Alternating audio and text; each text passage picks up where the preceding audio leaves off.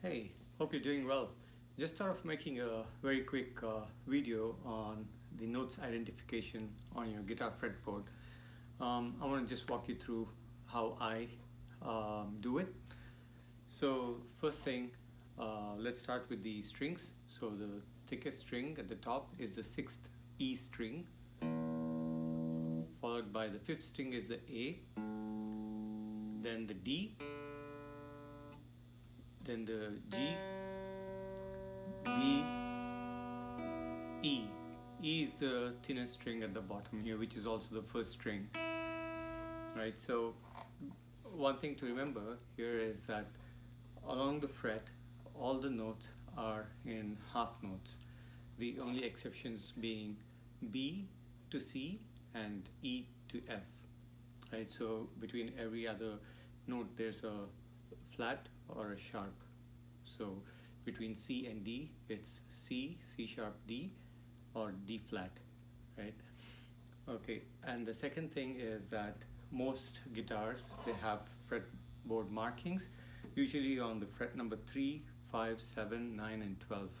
So that's one identification marker to know which fret you are in, and accordingly what note you would be in. So if I'm on the third fret, it's a G on the sixth string, right? So if I'm on the fifth, it's a A. So likewise, the other thing is, as long as you try remembering the notes on the sixth string, then identifying any other note is super easy. Doesn't take much effort. I'll just show you a quick example here. Let's take the G note on the sixth string. How do I find the next G note? I just go 2 frets over and 2 frets down. That will give me my next G. So the G on the sixth string and the G on the fourth string, right? So that's an octave there. So I can use the same shape and the same concept across the whole fretboard. So if I want to go to A, then I just slide 2 frets over, it's still A. So the A on the sixth string, fifth fret, 2 frets over, 2 frets down is A, right? Same idea for any of the notes on the sixth fret.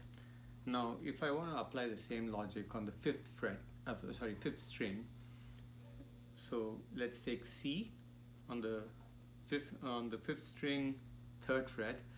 So I go 2 over, 2 down. So C, and then C sharp, D, and then 2 down. So that's still C.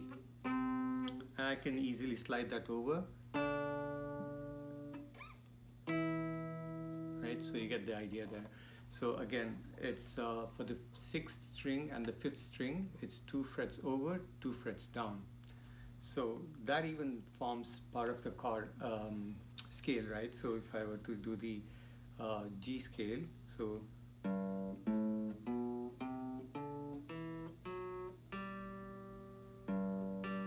I land on the G there. So that's basically part of the scale.